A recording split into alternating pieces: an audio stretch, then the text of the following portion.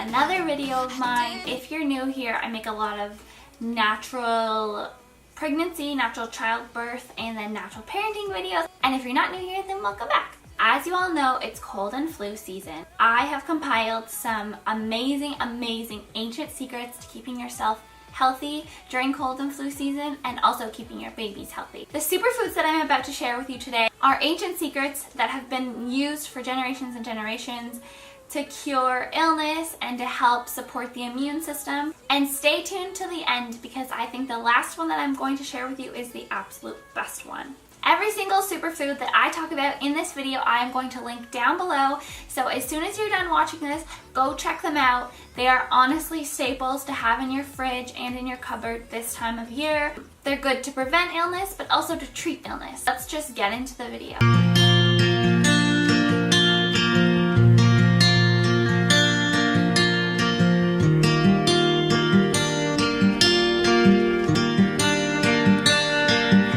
Beautiful sunrise, good morning.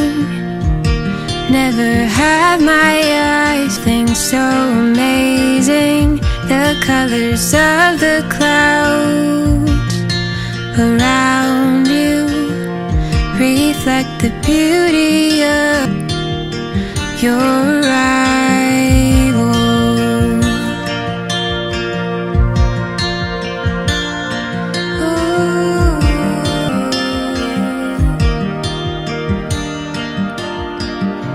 Beautiful sunshine.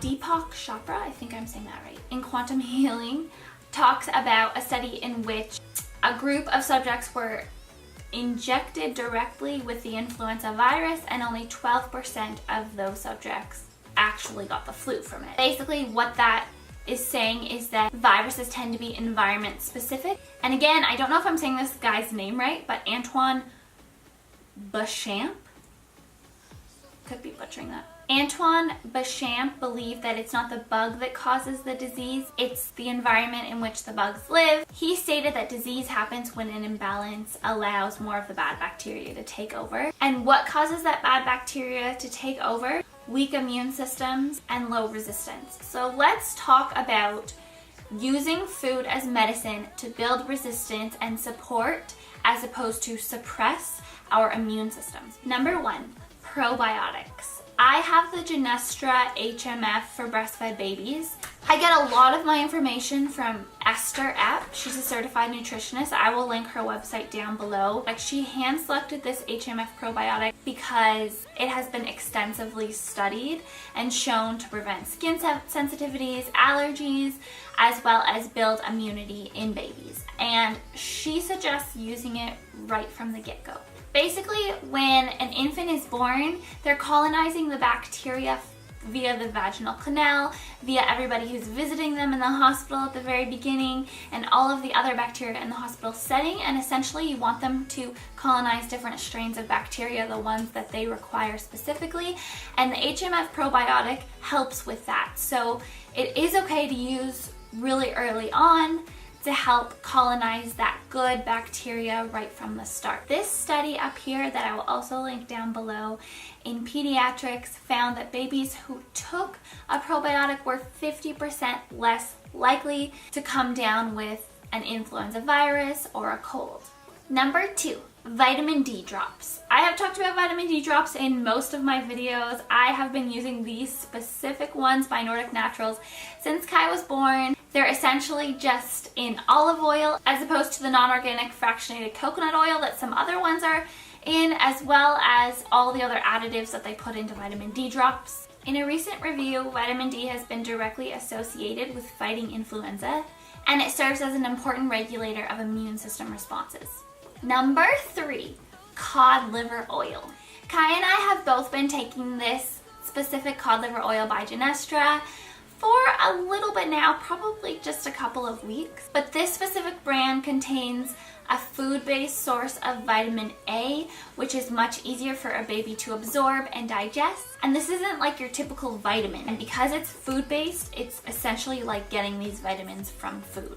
Taking them directly from the source, like this cod liver oil, is just a really great way to ensure that you and your baby are getting that specific source of nutrients. Number 4, vitamin C. Oranges are a great source of vitamin C, but what's even better are acerola cherries. They are an amazing source of vitamin C, containing 800 milligrams of vitamin C per serving. That's in like half a cup size of those cherries. Now, the problem with those cherries are they actually go bad really quickly and they deplete in nutrients really fast. But these cherries are so powerful that it does not take long for their nutrients to deplete, only a couple of days. So if you can get them fresh, that's great, but they actually can like dehydrate them immediately while all the nutrients are still intact, put them in a powder form, and sell them on the shelves at health food stores. So you can get your hands on the acerola powder through that, and you'll still get all of that amazing vitamin C. Acerola powder is a powerhouse. There have been multiple studies that have shown it could have cancer-fighting properties. It could actually reverse the effects of UVB damage and even increase DNA damage caused from a bad diet. Something you can do for your toddlers and your kids is make popsicles. So mix this powder with water and freeze it, and then you have popsicles. I mix it in mine and Kai's water. Mine comes with a spoonful. I give myself 1 full spoonful, and then I give him 1/7 of a spoonful. Again, the fruit is most commonly found in powder form because it decomposes within 5 days of harvest. The best way to consume the fruit would be to grow them and eat them yourself right away, but that's not always realistic and sustainable. Acerola cherries helps prevent free radical damage and certain illnesses, builds collagen, supports mucous membranes, and radically helps the body fight infections, viruses, and even cancer. And there have been multiple studies on this. I will link them down below so you could read them. But honestly, the acerola powder is a powerhouse. The 5th superfood that I want to talk about with you today is bone broth. Bone broth is actually a great first food for babies if you are not vegan or vegetarian. Iron is really important when you're introducing foods because babies don't eat a whole lot of food when they're first starting out. You really want to make sure that iron is the main nutrient that those babies are getting. The absorption rate of animal-based iron is 37 to 40%, as opposed to the 4% absorption rate of vegetables. I ordered some bones from a local farm that I found that I'm happy about, and I'm going to make my own bone broth, which I will share with you in an upcoming video when I talk about solids, baby-led weaning, and all that stuff. So if you're interested in seeing that video that's coming up, make sure that your notification bell is turned on so that you can be notified when I upload it. In the meantime, let's talk about bone broth. So bone broth rebuilds the elasticity in your skin via the collagen. The gelatin is known to increase gut health and the integrity of the intestinal lining. And we talked about vitamin C, so vitamin C helps actually absorb this iron.